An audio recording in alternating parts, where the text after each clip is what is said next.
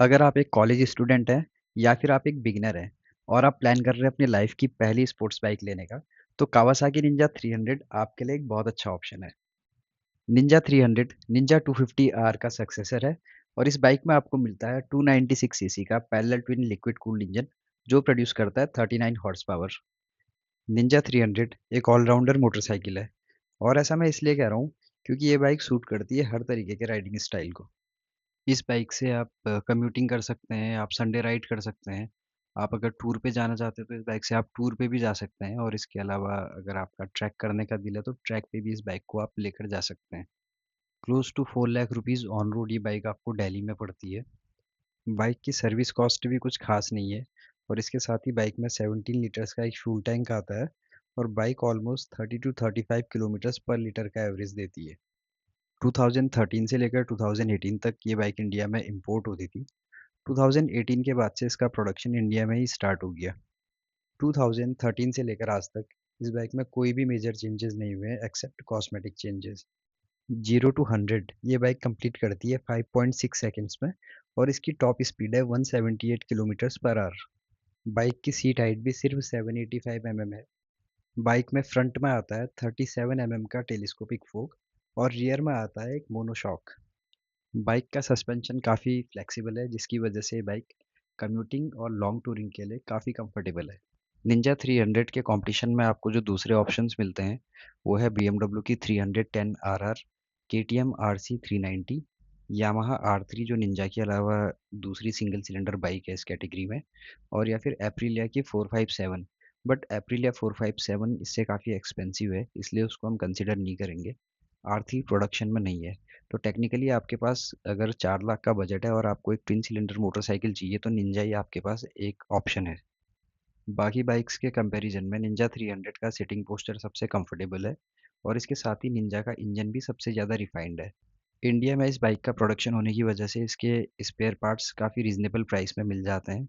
Availability भी उनकी ready रहती है, आपको ज़्यादा वेट नहीं करना पड़ता। इसके अलावा ये बाइक मार्केट में इतने टाइम से चल रही है कि इसकी बहुत सारी एसेसरीज और पार्ट्स आपको मार्केट में इजीली मिल जाते हैं और काफ़ी कॉस्ट इफेक्टिव प्राइस में। निंजा 300 के नेगेटिव्स की अगर बात करें तो एक तो इसकी ग्राउंड क्लियरेंस बहुत कम है जो सिर्फ 140 mm है। तो स्पेशली अगर आप कहीं टूर पे जा रहे हैं तो आपको ध्यान देना होगा कि नीचे से कोई चीज़ इसके बैली पैन को हिट ना करे। जब से निंजा 300 का प्रोडक्शन इंडिया में स्टार्ट हुआ 2018 में, तब से लेके अभी तक इस बाइक में एक कंसिस्टेंट प्रॉब्लम रही है, वो है इसके टायर्स को लेके। कंपनी इसमें एमआरएफ के टायर्स देती थी जिसकी वजह से इसका 60 टू 70 किलोमीटर्स की स्पीड में हैंडल बहुत ज़्यादा वॉबल करता था। 2025 में इन्होंने इस बाइक में कुछ अपग्रेड किए जिसमें था इसका एक टॉलर विंड स्क्रीन, सेकंड था इसमें प्रोजेक्टर हेडलाइट्स और थर्ड उन्होंने इसमें टायर चेंज करके अब बैटलैक्स देना शुरू कर दिया है। लुक्स में तो निंजा 300 काफ़ी मॉडर्न है बट इसका इंस्ट्रूमेंट क्लस्टर आज भी एनालॉग वाला ही चल रहा है जो 2013 में आया था।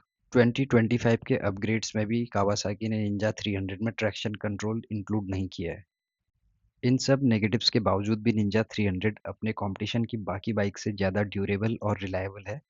फ्यूल एफिशिएंसी और रिफाइनमेंट भी इस बाइक का दूसरी बाइक से बेटर है। लुक्स में कावासाकी अपनी कंपटीशन की सारी बाइक से ज़्यादा बेटर दिखाई देती है। इसका फ्रंट प्रोफाइल और साइड प्रोफाइल कावासाकी की बिगर बाइक से काफ़ी सिमिलर है और देखते ही पता चल जाता है कि ये कावासाकी की मोटरसाइकिल है। अगर आप एक फीमेल राइडर हैं या फिर आपकी हाइट 5'10 या 5'11 से नीचे है तो ये बाइक आपके लिए काफ़ी अच्छा ऑप्शन है क्योंकि इसकी सीट हाइट सिर्फ 785 mm की है। तो कावासाकी निंजा 300 के बारे में अपना फाइनल वर्डिक्ट ये है कि अगर 2025 में आप एक बाइक प्लान कर रहे हैं जो ट्विन सिलेंडर हो, 4 लैक्स के बजट में आ जाए, ड्यूरेबल हो, रिलायबल हो, फ्यूल एफिशिएंसी उसकी अच्छी हो, स्पेयर पार्ट्स और आफ्टर मार्केट एसेसरीज भी आपको इजीली मिल जाएं, तो कावासाकी निंजा आपको डेफिनेटली कंसिडर करनी चाहिए।